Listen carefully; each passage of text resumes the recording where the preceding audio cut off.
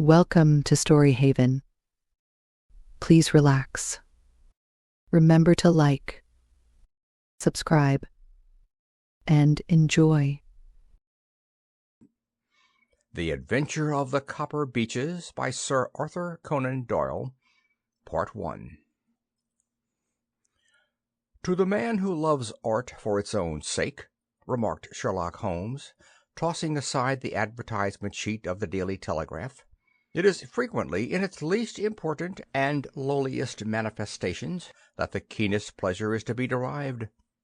It is pleasant to me to observe, Watson, that you have so far grasped this truth that in these little records of our cases, which you have been good enough to draw up, and, I am bound to say, occasionally to embellish, you have given prominence not so much to the many causes célèbres and sensational trials in which I have figured, but rather to those incidents which may have been trivial in themselves, but which have given room for those faculties of deduction and of logical synthesis which I have made my special province." "And yet," said I, smiling, "I cannot quite hold myself absolved from the charge of sensationalism which has been urged against my records." "You have erred, perhaps," he observed, taking up a glowing cinder with the tongs, and lighting with it the long cherry-wood pipe which was wont to replace his clay when he was in a disputatious rather than a meditative mood. "You have erred, perhaps, in attempting to put colour and life into each of your statements, instead of confining yourself to the task of placing upon record that severe reasoning from cause to effect which is really the only notable feature about the thing." "It seems to me that I have done you full justice in the matter," I remarked with some coldness, for I was repelled by the egotism which I had more than once observed to be a strong factor in my friend's singular character. "No, it is not selfishness or conceit," said he, answering, as was his wont, my thoughts rather than my words. "If I claim full justice for my art, it is because it is an impersonal thing, a thing beyond myself. Crime is common, logic is rare. Therefore it is upon the logic rather than upon the crime that you should dwell. You have degraded what should have been a course of lectures into a series of tales." It was a cold morning of the early spring, and we sat after breakfast on either side of a cheery fire in the old room at Baker Street. A thick fog rolled down between the lines of dun-coloured houses, and the opposing windows loomed like dark shapeless blurs through the heavy yellow wreaths. Our gas was lit and shone on the white cloth and glimmer of china and metal, for the table had not been cleared yet. Sherlock Holmes had been silent all the morning, dipping continuously into the advertisement columns of a succession of papers, until at last, having apparently given up his search, he had emerged in no very sweet temper to lecture me upon my literary shortcomings. "At the same time," he remarked, after a pause, during which he had sat puffing at his long pipe and gazing down into the fire, "you can hardly be open to a charge of sensationalism, for out of these cases which you have been so kind as to interest yourself in, a fair proportion do not treat of crime in its legal sense at all. The small matter in which I endeavoured to help the King of Bohemia, the singular experience of Miss Mary Sutherland, the problem connected with the man with the twisted lip, and the incident of the noble bachelor, were all matters which are outside the pale of the law. But in avoiding the sensational, I fear that you may have bordered on the trivial." "The end may have been so," I answered, "but the methods I hold to have been novel and of interest." "Pshaw, my dear fellow! What do the public, the great unobservant public, who could hardly tell a weaver by his tooth or a compositor by his left thumb, care about the finer shades of analysis and deduction? But indeed, if you are trivial, I cannot blame you, for the days of the great cases are past. Man, or at least criminal man, has lost all enterprise and originality. As to my own little practice, it seems to be degenerating into an agency for recovering lost lead pencils and giving advice to young ladies from boarding schools. I think that I have touched bottom at last, however. This note I had this morning marks my 0 point, I fancy. Read it." He tossed a crumpled letter across to me. It was dated from Montague Place upon the preceding evening, and ran thus: "Dear Mr. Holmes, I am very anxious to consult you as to whether I should or should not accept a situation which has been offered to me as governess. I shall call at 10:30 tomorrow, if I do not inconvenience you. Yours faithfully, Violet Hunter." "Do you know the young lady?" I asked. "Not I." "It is 10:30 now." "Yes, and I have no doubt that is her ring." "It may turn out to be of more interest than you think. You remember that the affair of the blue carbuncle, which appeared to be a mere whim at first, developed into a serious investigation. It may be so in this case also." "Well, let us hope so. But our doubts will very soon be solved, for here, unless I am much mistaken, is the person in question." As he spoke, the door opened and a young lady entered the room. She was plainly but neatly dressed, with a bright, quick face, freckled like a plover's egg, and with the brisk manner of a woman who has had her own way to make in the world. "You will excuse my troubling you, I am sure," said she, as my companion rose to greet her, "but I have had a very strange experience, and as I have no parents or relations of any sort from whom I could ask advice, I thought that perhaps you would be kind enough to tell me what I should do." "Pray take a seat, Miss Hunter. I shall be happy to do anything that I can to serve you." I could see that Holmes was favorably impressed by the manner and speech of his new client. He looked her over in his searching fashion, and then composed himself, with his lids drooping and his finger tips together, to listen to her story. "I have been a governess for 5 years," said she, "in the family of Colonel Spence Munro.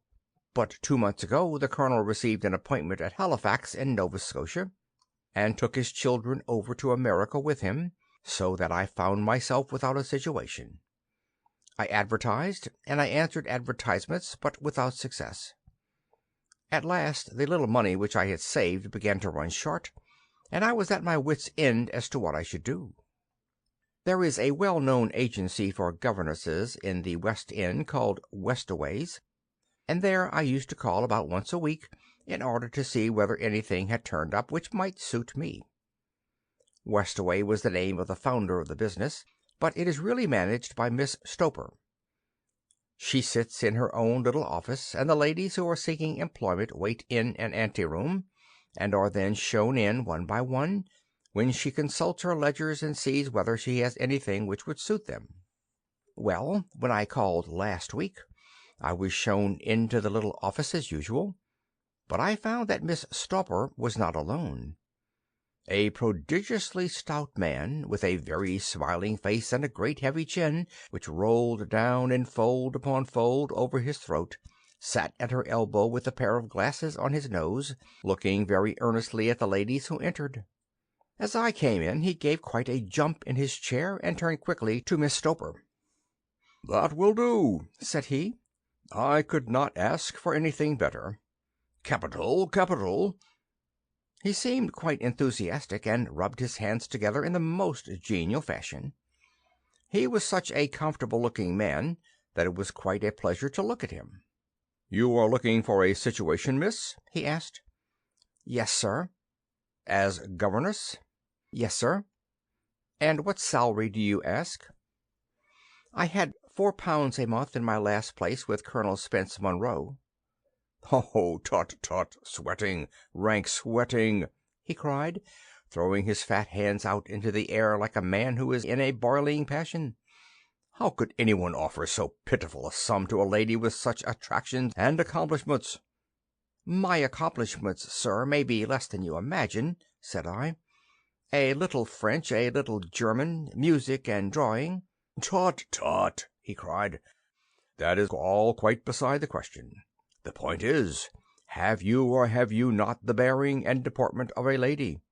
There it is in a nutshell. If you have not, you are not fitted for the rearing of a child who may some day play a considerable part in the history of the country. But if you have, why then how could any gentleman ask you to condescend to accept anything under 3 figures? Your salary with me, madam, would commence at £100 a year." You may imagine, Mr. Holmes, that to me, destitute as I was, such an offer seemed almost too good to be true.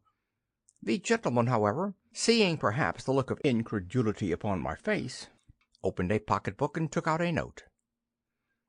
"It is also my custom," said he, smiling in the most pleasant fashion, until his eyes were just 2 little shining slits amid the white creases of his face, "to advance to my young ladies half their salary beforehand, so that they may meet any little expenses of their journey and their wardrobe." It seemed to me that I had never met so fascinating and so thoughtful a man. As I was already in debt to my tradesmen, the advance was a great convenience, and yet there was something unnatural about the whole transaction, which made me wish to know a little more before I quite committed myself. "May I ask where you live, sir?" said I. "Hampshire. Charming rural place. The Copper Beeches, 5 miles on the far side of Winchester. It is the most lovely country, my dear young lady, and the dearest old country house." "And my duties, sir? I should be glad to know what they would be." "One child, one dear little romper just 6 years old. Oh, if you could see him killing cockroaches with a slipper! Smack, smack, smack! 3 gone before you could wink." He leaned back in his chair and laughed his eyes into his head again. I was a little startled at the nature of the child's amusement, but the father's laughter made me think that perhaps he was joking. "My sole duties, then," I asked, "are to take charge of a single child?" "No, no, not the sole, not the sole, my dear young lady," he cried. "Your duty would be, as I am sure your good sense would suggest, to obey any little commands my wife might give, provided always that they were such commands as a lady might with propriety obey. You see no difficulty, eh?" "I should be happy to make myself useful." "Quite so. In dress, now, for example. We are fatty people, you know, fatty but kind-hearted. If you were asked to wear any dress which we might give you, you would not object to our little whim, eh?" "No," said I, considerably astonished at his words. "Or to sit here or sit there, that would not be offensive to you?" "Oh, no." "Or to cut your hair quite short before you come to us?" I could hardly believe my ears. As you may observe, Mr. Holmes, my hair is somewhat luxuriant, and of a rather peculiar tint of chestnut. It has been considered artistic. I could not dream of sacrificing it in this off-hand fashion. "I'm afraid that is quite impossible," said I. He had been watching me eagerly out of his small eyes, and I could see a shadow pass over his face as I spoke. "I am afraid that it is quite essential," said he. "It is a little fancy of my wife's, and ladies' fancies, you know, madam, ladies' fancies must be consulted. And so you won't cut your hair?" "No, sir, I really could not," I answered firmly. "Ah, very well, then, that quite settles the matter. It is a pity, because in other respects you would really have done very nicely. In that case, Miss Stoper, I had best inspect a few more of your young ladies." The manageress had sat all this while busy with her papers without a word to either of us, but she glanced at me now with so much annoyance upon her face that I could not help suspecting that she had lost a handsome commission through my refusal. "Do you desire your name to be kept upon the books?" she asked. "If you please, Miss Stoper." "Well, really, it seems rather useless, since you refuse the most excellent offers in this fashion," said she sharply. "You can hardly expect us to exert ourselves to find another such opening for you. Good day to you, Miss Hunter." She struck a gong upon the table, and I was shown out by the page. Well, Mr. Holmes, when I got back to my lodgings and found little enough in the cupboard, and 2 or 3 bills upon the table, I began to ask myself whether I had not done a very foolish thing.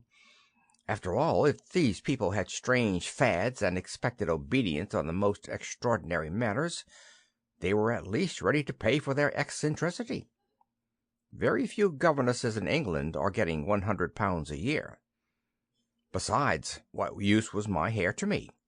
Many people are improved by wearing it short, and perhaps I should be among the number. Next day I was inclined to think that I had made a mistake, and by the day after I was sure of it. I had almost overcome my pride so far as to go back to the agency and inquire whether the place was still open, when I received this letter from the gentleman himself. I have it here, and I will read it to you. The Copper Beeches, near Winchester. Dear Miss Hunter, Miss Stoper has very kindly given me your address, and I write from here to ask you whether you have reconsidered your decision. My wife is very anxious that you should come, for she has been much attracted by my description of you.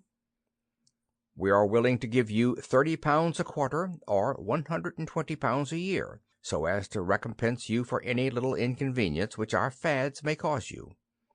They are not very exacting, after all. My wife is fond of a particular shade of electric blue, and would like you to wear such a dress indoors in the morning. You need not, however, go to the expense of purchasing one, as we have one belonging to my dear daughter Alice, now in Philadelphia, which would, I should think, fit you very well.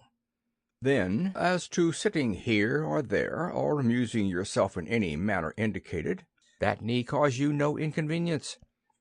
As regards your hair, it is no doubt a pity, especially as I could not help remarking its beauty during our short interview. But I am afraid that I must remain firm upon this point, and I only hope that the increased salary may recompense you for the loss. Your duties, as far as the child is concerned, are very light. Now do try to come, and I shall meet you with the dog-cart at Winchester. Let me know your train. Yours faithfully, Jephro Rucastle. End of Part 1.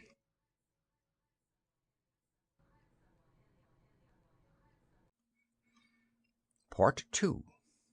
That is the letter which I have just received, Mr. Holmes, and my mind is made up that I will accept it. I thought, however, that before taking the final step, I should like to submit the whole matter to your consideration.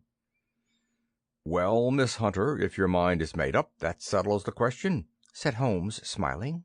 But you would not advise me to refuse? I confess that it is not the situation which I should like to see a sister of mine apply for. What is the meaning of it all, Mr. Holmes? Ah, I have no data. I cannot tell. Perhaps you have yourself formed some opinion? Well, there seems to me to be only one possible solution. Mr. Rucastle seemed to be a very kind, good-natured man. Is it not possible that his wife is a lunatic, that he desires to keep the matter quiet for fear she should be taken to an asylum, and that he humors her fancies in every way in order to prevent an outbreak? That is a possible solution. In fact, as matters stand, it is the most probable one. But in any case, it does not seem to be a nice household for a young lady. But the money, Mr. Holmes, the money! Well, yes, of course, the pay is good, too good. That is what makes me uneasy. Why should they give you £120 a year when they could have their pick for £40? There must be some strong reason behind. I thought that if I told you the circumstances you would understand afterwards if I wanted your help. I should feel so much stronger if I felt that you were at the back of me. Oh, you may carry that feeling away with you. I assure you that your little problem promises to be the most interesting which has come my way for some months. There is something distinctly novel about some of the features. If you should find yourself in doubt or in danger— Danger? What danger do you foresee? Holmes shook his head gravely. It would cease to be a danger if we could define it, said he. But at any time, day or night, a telegram would bring me down to your help. That is enough. She rose briskly from her chair, with the anxiety all swept from her face. I shall go down to Hampshire quite easily in my mind now.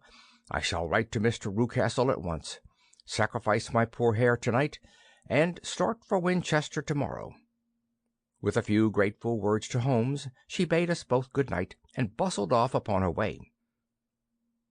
"At least," said I, as we heard her quick, firm steps descending the stairs, "she seems to be a young lady who is very well able to take care of herself." "And she would need to be," said Holmes gravely. "I am much mistaken if we do not hear from her before many days are past." It was not very long before my friend's prediction was fulfilled. A fortnight went by, during which I frequently found my thoughts turning in her direction and wondering what strange side alley of human experience this lonely woman had strayed into. The unusual salary, the curious conditions, the light duties, all pointed to something abnormal, though whether a fad or a plot, or whether the man were a philanthropist or a villain, it was quite beyond my powers to determine. As to Holmes, I observed that he sat frequently for half an hour on end with knitted brows and an abstracted air, but he swept the matter away with a wave of his hand when I mentioned it. "Data, data, data!" he cried impatiently. "I can't make bricks without clay." And yet he would always wind up by muttering that no sister of his should ever have accepted such a situation. The telegram which we eventually received came late one night just as I was thinking of turning in, and Holmes was settling down to one of those all-night chemical researches which he frequently indulged in, when I would leave him stooping over a retort and a test tube at night, and find him in the same position when I came down to breakfast in the morning. He opened the yellow envelope and then, glancing at the message, threw it across to me. "Just look up the trains in Bradshaw," said he, and turned back to his chemical studies. The summons was a brief and urgent one. "Please be at the Black Swan Hotel at Winchester at midday tomorrow," it said. "Do come. I am at my wits' end. Hunter." "Will you come with me?" asked Holmes, glancing up. "I should wish to. Just look it up, then." "There is a train at 9:30, said I, glancing over my Bradshaw. "It is due at Winchester at 11:30. "That will do very nicely. Then perhaps I had better postpone my analysis of the acetones, as we may need to be at our best in the morning." By 11 o'clock the next day we were well upon our way to the old English capital. Holmes had been buried in the morning papers all the way down, but after we had passed the Hampshire border he threw them down and began to admire the scenery. It was an ideal spring day, a light blue sky, flecked with little fleecy white clouds drifting across from west to east. The sun was shining very brightly, and yet there was an exhilarating nip in the air which set an edge to a man's energy. All over the countryside, away to the rolling hills around Aldershot, the little red and grey roofs of the farmsteadings peeped out from amid the light green of the new foliage. "Are they not fresh and beautiful?" I cried, with all the enthusiasm of a man fresh from the fogs of Baker Street. But Holmes shook his head gravely. "Do you know, Watson," said he, "that it is one of the curses of a mind with a turn like mine that I must look at everything with reference to my own special subject. You look at these scattered houses, and you are impressed by their beauty. I look at them, and the only thought which comes to me is the feeling of their isolation and the impunity with which crime may be committed there." "Good heavens!" I cried. "Who would associate crime with these dear old homesteads?" "They always fill me with a certain horror. It is my belief, Watson, founded upon my experience, that the lowest and vilest alleys in London do not present a more dreadful record of sin than does the smiling and beautiful countryside. You horrify me." "But the reason is very obvious. The pressure of public opinion can do in the town what the law cannot accomplish. There is no lane so vile that the scream of a tortured child or the thud of a drunkard's blow does not beget sympathy and indignation among the neighbours, and then the whole machinery of justice is ever so close that a word of complaint can set it going, and there is but a step between the crime and the dock. But look at these lonely houses, each in its own fields, filled for the most part with poor ignorant folk who know little of the law. Think of the deeds of hellish cruelty, the hidden wickedness which may go on, year in, year out, in such places, and none the wiser.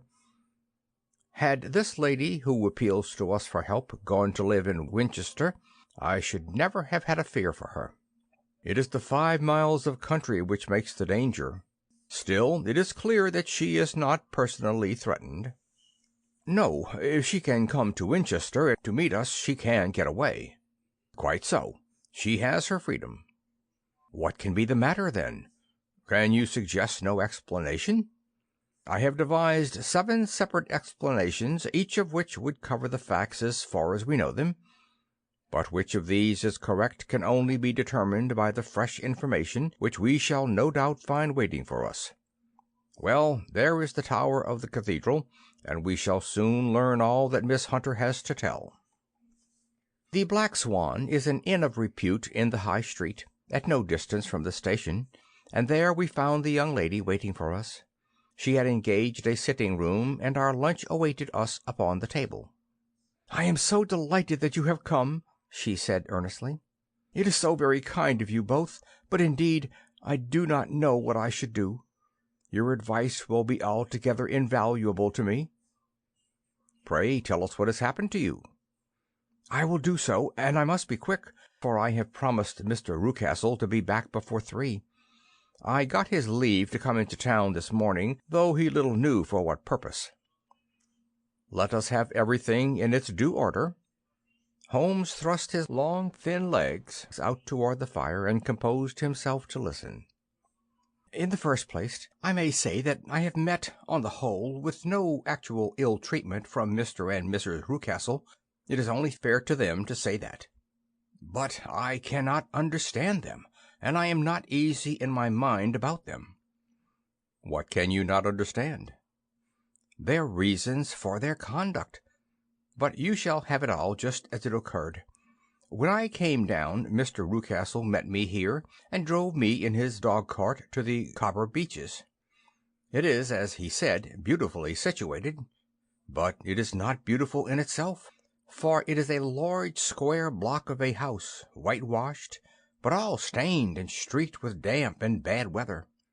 There are grounds around it, woods on 3 sides, and on the 4th a field which slopes down to the Southampton high road, which curves past about 100 yards from the front door. This ground in front belongs to the house, but the woods all round are part of Lord Southerton's preserves. A clump of copper beeches immediately in front of the hall door has given its name to the place. I was driven over by my employer, who was as amiable as ever, and was introduced by him that evening to his wife and the child. There is no truth, Mr. Holmes, in the conjecture which seemed to us to be probable in your rooms at Baker Street. Mrs. Rucastle is not mad. I found her to be a silent, pale-faced woman, much younger than her husband, not more than 30, I should think, while he can hardly be less than 45. From their conversation I have gathered that they have been married about 7 years, that he was a widower, and that his only child by the first wife was the daughter who had gone to Philadelphia. Mr. Rucastle told me in private that the reason why she had left them was that she had an unreasoning aversion to her stepmother.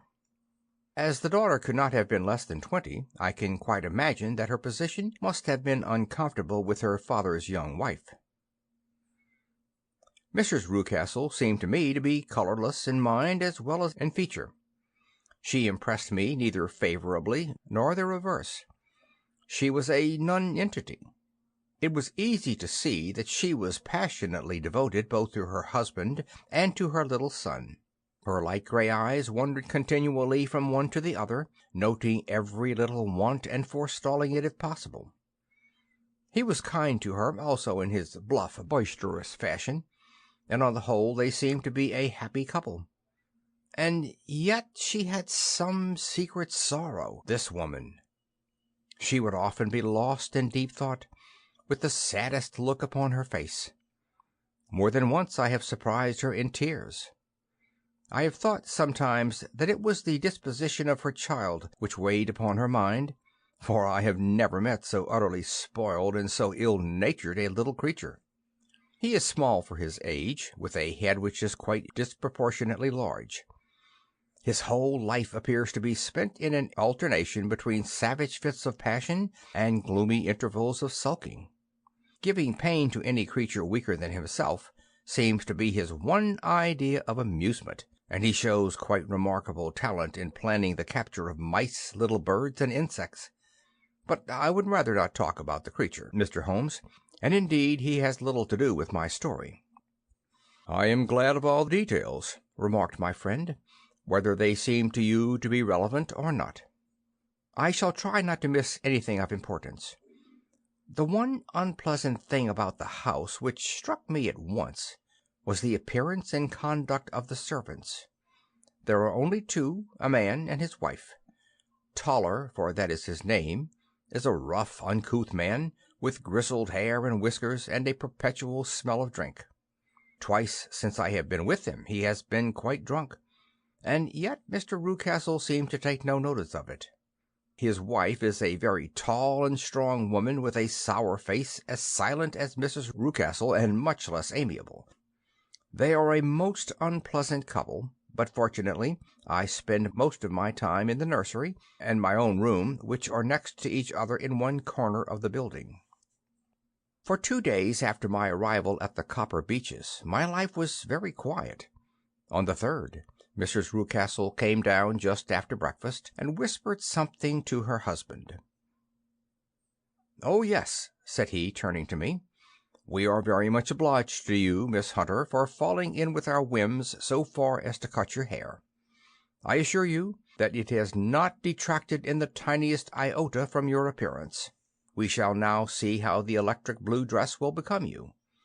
You will find it laid out upon the bed in your room, and if you would be so good as to put it on, we should both be extremely obliged." The dress which I found waiting for me was of a peculiar shade of blue. It was of excellent material, a sort of beige, but it bore unmistakable signs of having been worn before. It could not have been a better fit if I had been measured for it. Both Mr. and Mrs. Rucastle expressed a delight at the look of it, which seemed quite exaggerated in its vehemence. They were waiting for me in the drawing-room, which is a very large room, stretching along the entire front of the house, with 3 long windows reaching down to the floor. A chair had been placed close to the central window, with its back turned towards it.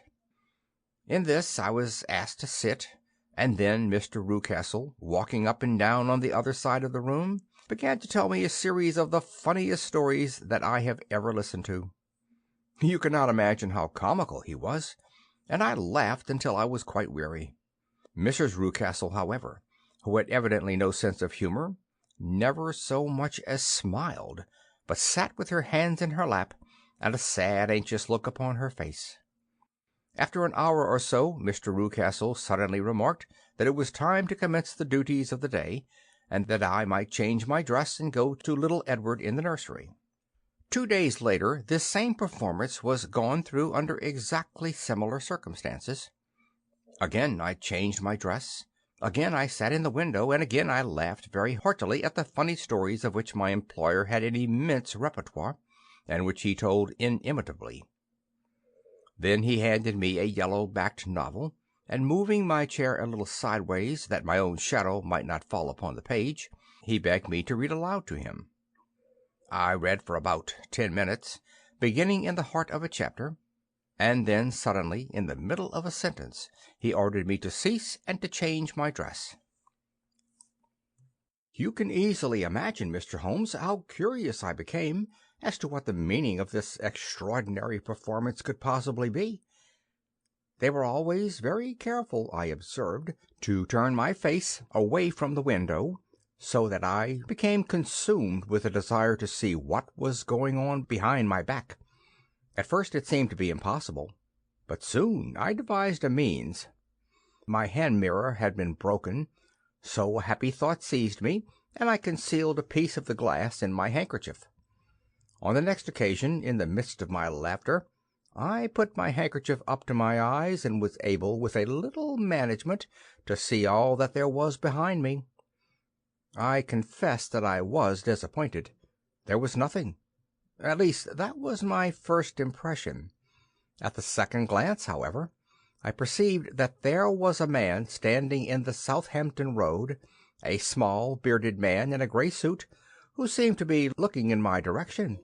The road is an important highway, and there are usually people there. This man, however, was leaning against the railing which bordered our field, and was looking earnestly up. I lowered my handkerchief and glanced at Mrs. Rucastle, to find her eyes fixed upon me with a most searching gaze. She said nothing, but I am convinced that she had divined that I had a mirror in my hand, and had seen what was behind me. She rose at once. "Jephro," said she, "there is an impertinent fellow upon the road there who stares up at Miss Hunter." "No friend of yours, Miss Hunter?" he asked. "No, I know no one in these parts." "Dear me, how very impertinent! Kindly turn round and motion to him to go away." "Surely it would be better to take no notice." "No, no, we should have him loitering here always. Kindly turn round and wave him away like that." I did as I was told, and at the same instant Mrs. Rucastle drew down the blind. That was a week ago, and from that time I have not sat again in the window, nor have I worn the blue dress, nor seen the man in the road. "Pray continue," said Holmes. "Your narrative promises to be a most interesting one." "You will find it rather disconnected, I fear, and there may prove to be little relation between the different incidents of which I speak.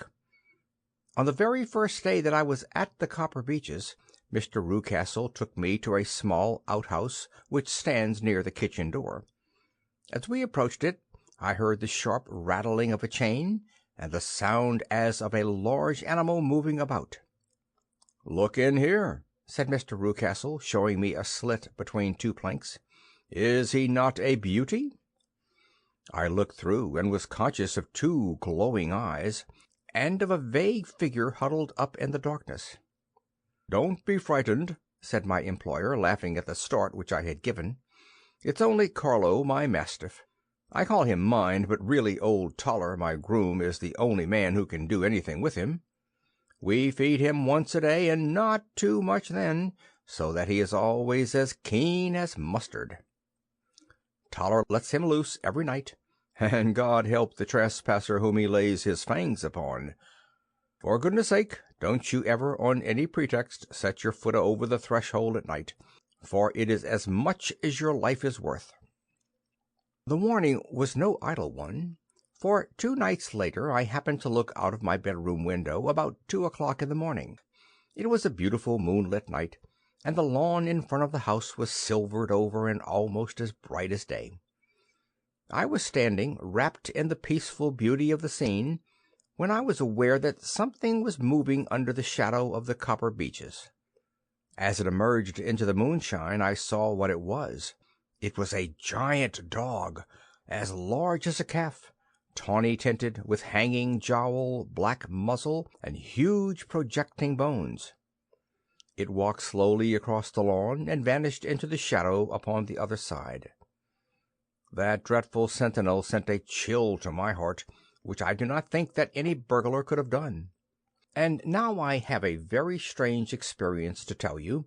I had, as you know, cut off my hair in London, and I had placed it in a great coil at the bottom of my trunk. One evening, after the child was in bed, I began to amuse myself by examining the furniture of my room and by rearranging my own little things. There was an old chest of drawers in the room, the 2 upper ones empty and open, the lower one locked. I had filled the first 2 with my linen, and as I had still much to pack away, I was naturally annoyed at not having the use of the 3rd drawer. It struck me that it might have been fastened by a mere oversight, So I took out my bunch of keys and tried to open it. The very first key fitted to perfection, and I drew the drawer open. There was only one thing in it, but I am sure that you would never guess what it was. It was my coil of hair. End of Part 2.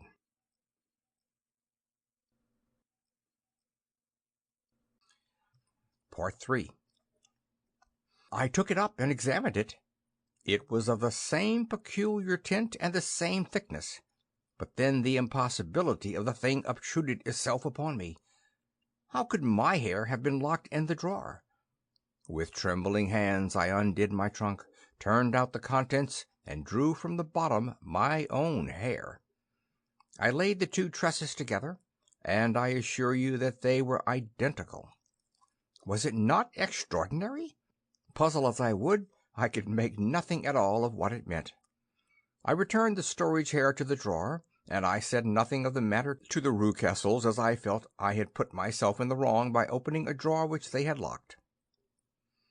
I am naturally observant, as you may have remarked, Mr. Holmes, and I soon had a pretty good plan of the whole house in my head. There was one wing, however, which appeared not to be inhabited at all. A door which faced that which led into the quarters of the Tollers opened into this suite, but it was invariably locked.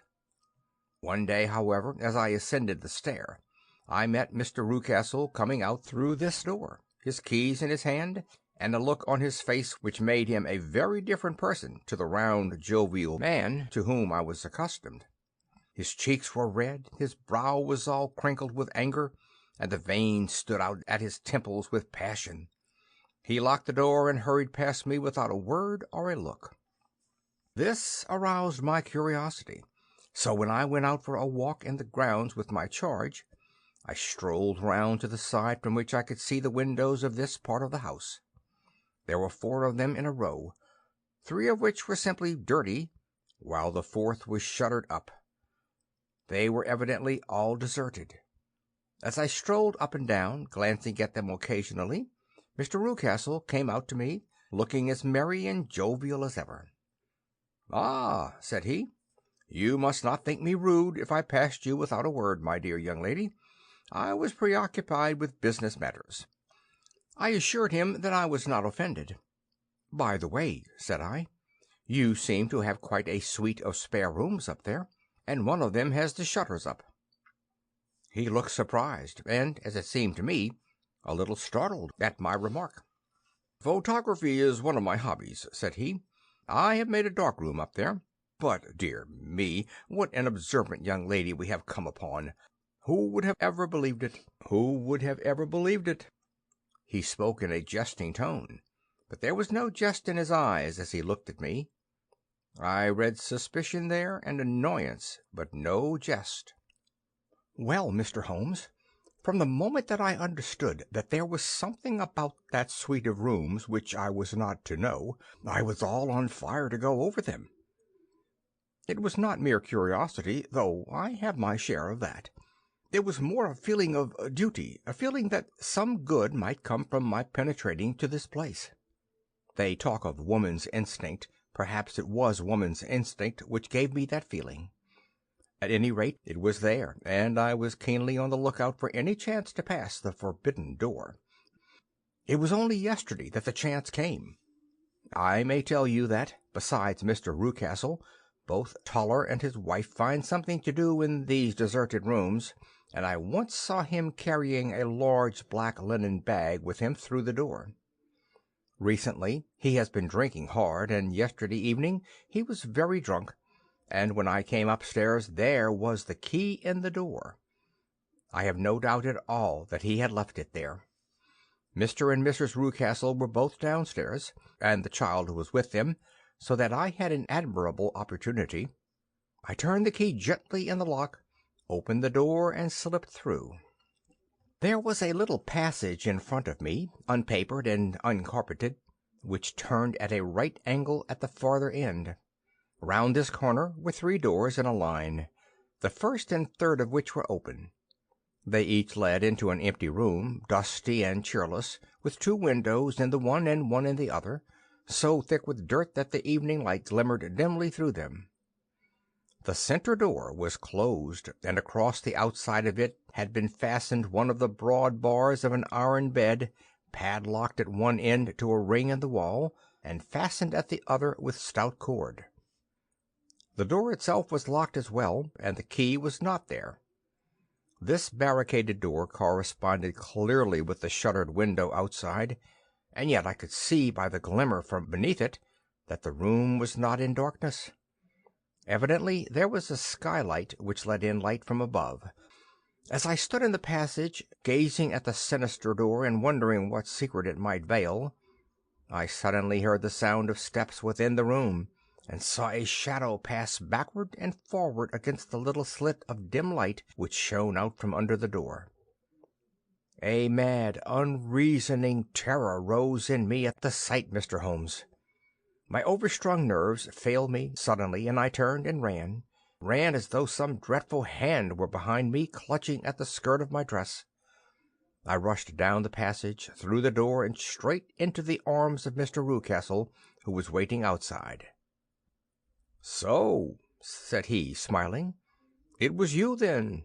I thought that it must be when I saw the door open." "Oh, I am so frightened," I panted. "My dear young lady, my dear young lady!" You cannot think how caressing and soothing his manner was, and what has frightened you, my dear young lady. But his voice was just a little too coaxing. He overdid it. I was keenly on my guard against him. "I was foolish enough to go into the empty wing," I answered, "but it is so lonely and eerie in this dim light that I was frightened and ran out again. Oh, it is so dreadfully still in there." "Only that?" said he, looking at me keenly. "Why, what did you think?" I asked. "Why do you think that I locked this door?" "I am sure that I do not know." "It is to keep people out who have no business there, do you see?" He was still smiling in the most amiable manner. "I am sure if I had known—" "Well, then, you know now, and if you ever put your foot over that threshold again—" Here in an instant the smile hardened into a grin of rage, and he glared down at me with the face of a demon. "I'll throw you to the mastiff." I was so terrified that I did not know what I did. I suppose that I must have rushed past him into my room. I remember nothing until I found myself lying on my bed, trembling all over. Then I thought of you, Mr. Holmes. I could not live there longer without some advice. I was frightened of the house, of the man, of the woman, of the servants, even of the child. They were all horrible to me. If I could only bring you down, all would be well.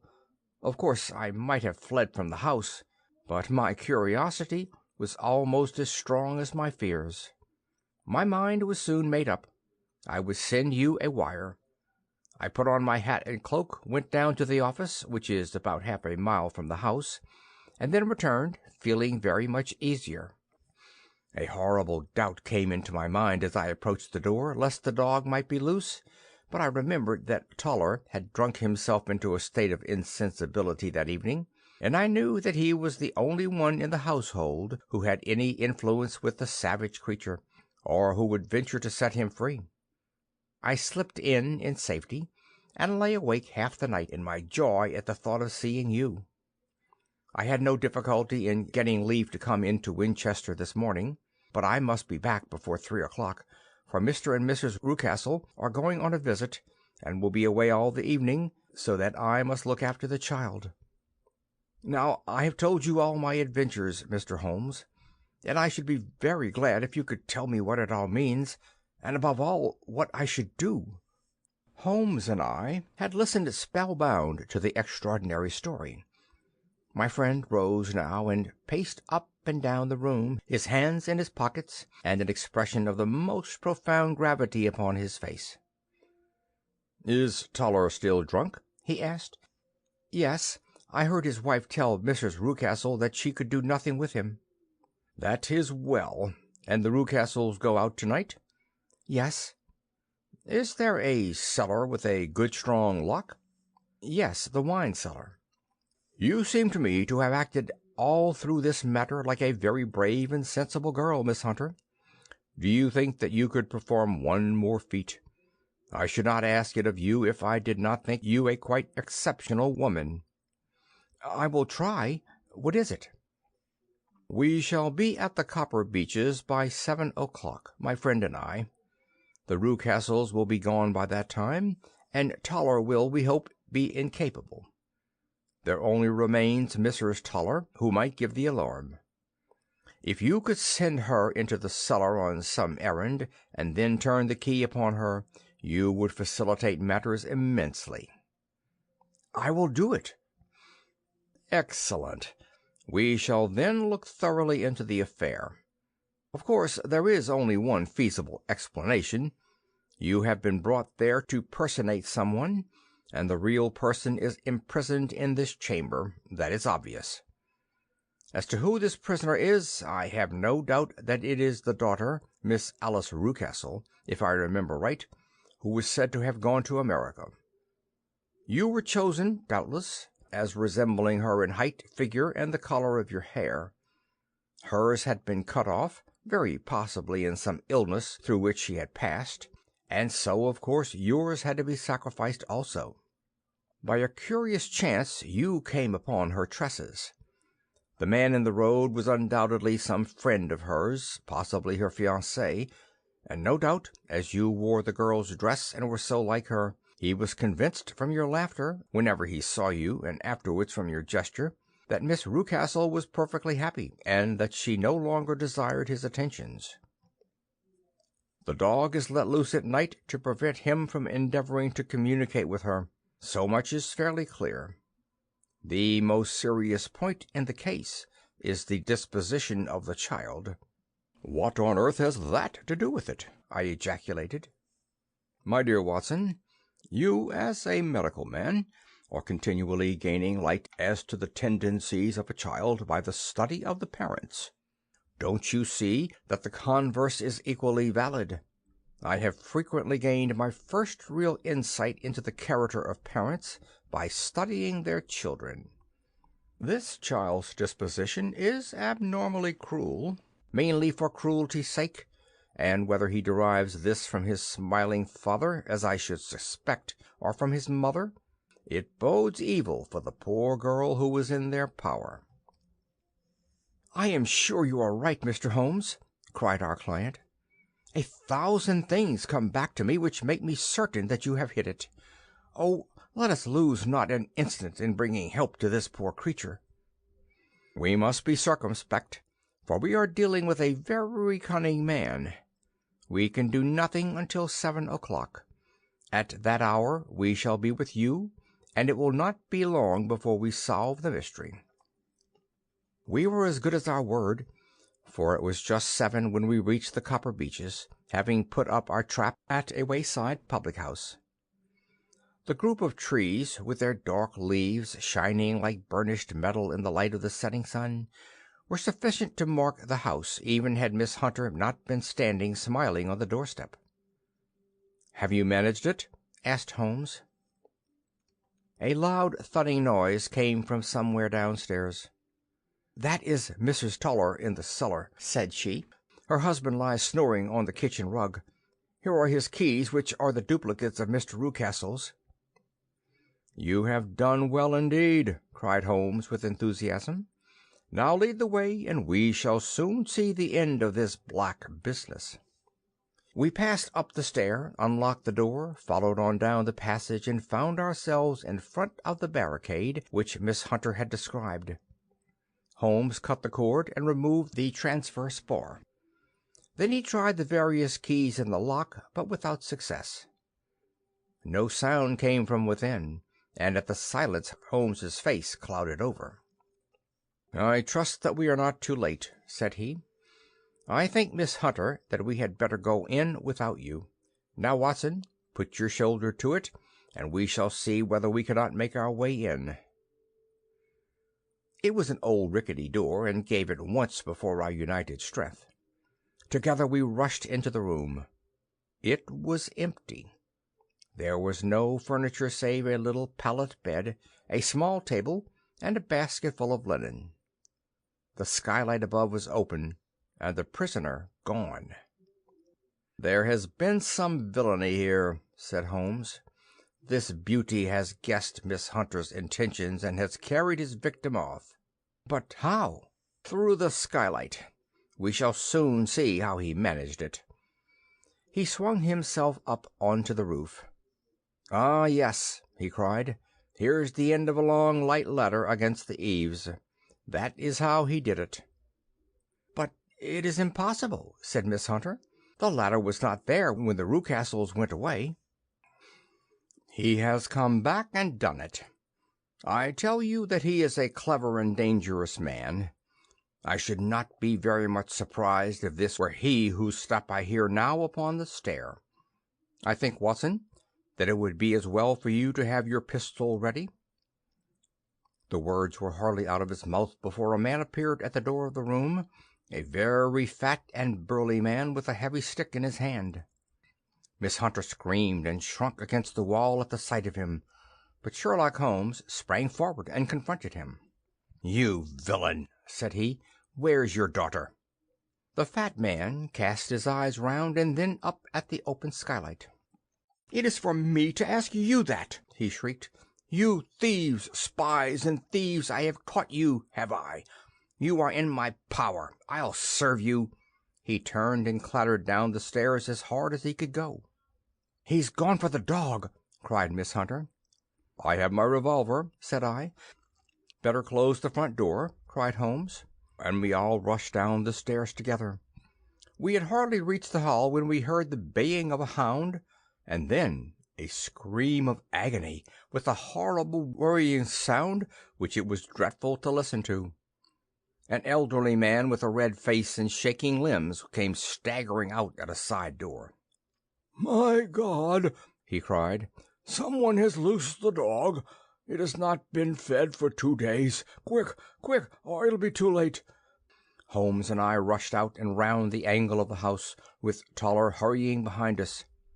There was the huge famished brute, its black muzzle buried in Rucastle's throat, while he writhed and screamed upon the ground. Running up, I blew its brains out, and it fell over, with its keen white teeth still meeting in the great creases of the neck.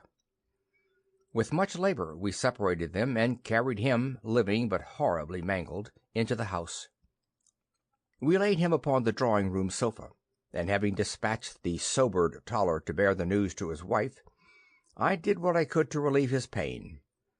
We were all assembled round him when the door opened, and a tall, gaunt woman entered the room.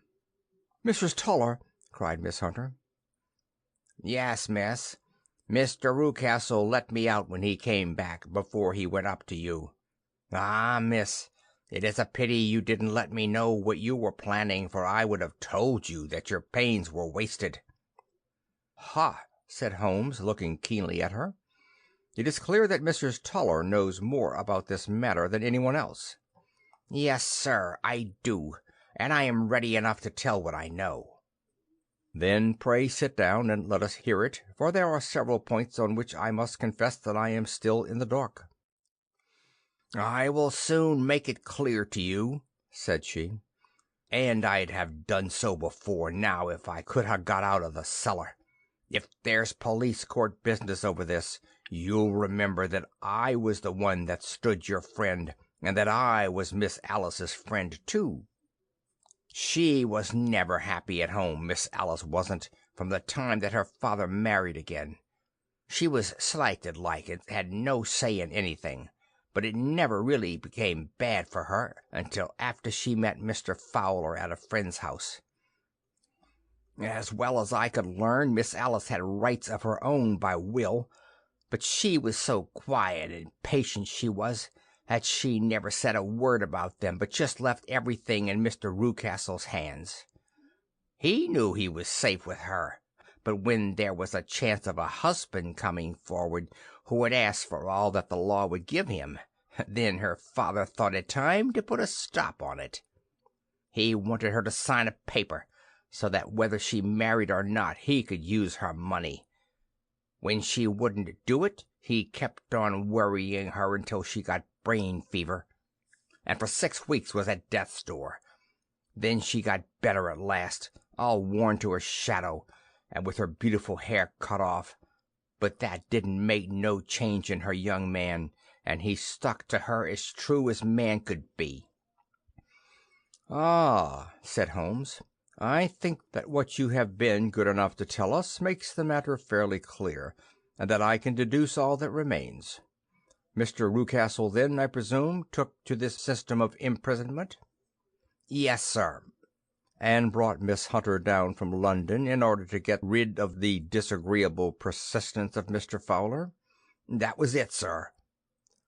"But Mr. Fowler, being a persevering man, as a good seaman should be, blockaded the house, and having met you, succeeded by certain arguments, metallic or otherwise, in convincing you that your interests were the same as his." "Mr. Fowler was a very kind-spoken, free-handed gentleman," said Mrs. Toller serenely. "And in this way he managed that your good man should have no want of drink, and that a ladder should be ready at the moment when your master had gone out." "You have it, sir, just as it happened." "I am sure we owe you an apology, Mrs. Toller," said Holmes, "for you have certainly cleared up everything which puzzled us. And here comes the country surgeon and Mrs. Rucastle, so I think, Watson, that we had best escort Miss Hunter back to Winchester, as it seems to me that our locus standi now is rather a questionable one." And thus we solve the mystery of the sinister house with the copper beeches in front of the door. Mr. Rucastle survived, but he was always a broken man, kept alive solely through the care of his devoted wife. They still live with their old servants, who probably know so much of Rucastle's past life that he finds it difficult to part from them. Mr. Fowler and Miss Rucastle were married, by special license, in Southampton the day after their flight, and he is now the holder of a government appointment in the island of Mauritius. As to Miss Violet Hunter, my friend Holmes, rather to my disappointment, manifested no further interest in her when once she had ceased to be the centre of one of his problems, and she is now the head of a private school at Walsall, where I believe that she has met with considerable success. End of Part 3. End of The Adventures of the Copper Beeches, by Sir Arthur Conan Doyle. Thank you for listening. Please like, share, and subscribe.